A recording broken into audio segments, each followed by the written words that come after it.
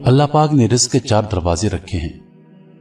पहले 3 तो सिर्फ मुसलमानों के लिए हैं और चौथा सारी दुनिया के लिए है, यानी मुस्लिम, गैर मुस्लिम, बुत परस्त, अगर इस दुनिया का कोई भी शख्स हो उसके लिए चौथा दरवाजा खुला है।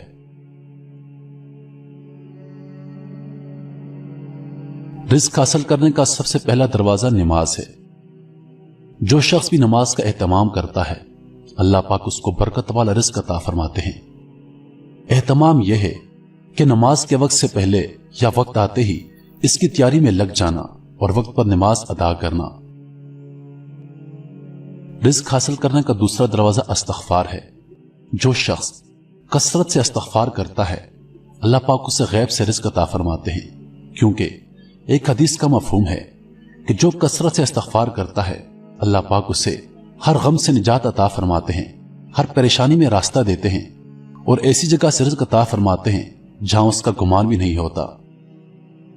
उलमाए कराम फरमाते हैं कि कसरत का मतलब यह है कि कम से कम दिन में 300 मरतबा इस्तिग़फ़ार पढ़ा जाए। जो रोजाना 300 से ज्यादा मरतबा इस्तिग़फ़ार करेगा इंशाअल्लाह अल्लाह बेहतरीन रिज़्क़ अता फरमाएंगे। रिज़्क़ हासिल करने का तीसरा दरवाजा तकवा है। तकवा के मानी गुनाहों से बचना है। याद रहे कि हर मुसलमान के जरिए सिर्फ नेकी करना नहीं है बल्कि खुद को गुनाहों से भी बचाना है।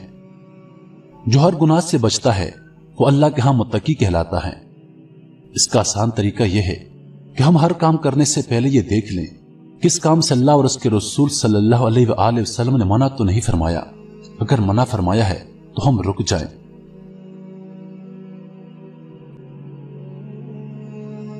रिज़्क़ हासिल करने का चौथा दरवाजा जरिया माश अख्तियार करना है और यह दरवाजा सबके लिए खुला हुआ है। कोई काफिर हो, गैर मुस्लिम हो, बुत परस्त हो, आतश परस्त हो, अलगर्ज दुनिया का कोई भी शख्स हो, उसके लिए यह दरवाजा खुला हुआ है।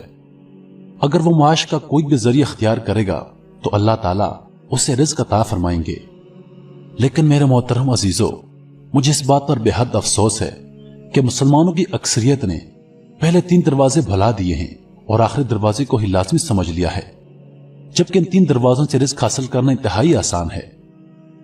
यहां कोई भी मेरी बात से यह मतलब ना ले कि मुलाजमत, कारोबार या जरिए माश का कोई भी दूसरा जरिया जो हमने इख्तियार किया हुआ है उसे छोड़कर बैठ जाएं और काम ना करें।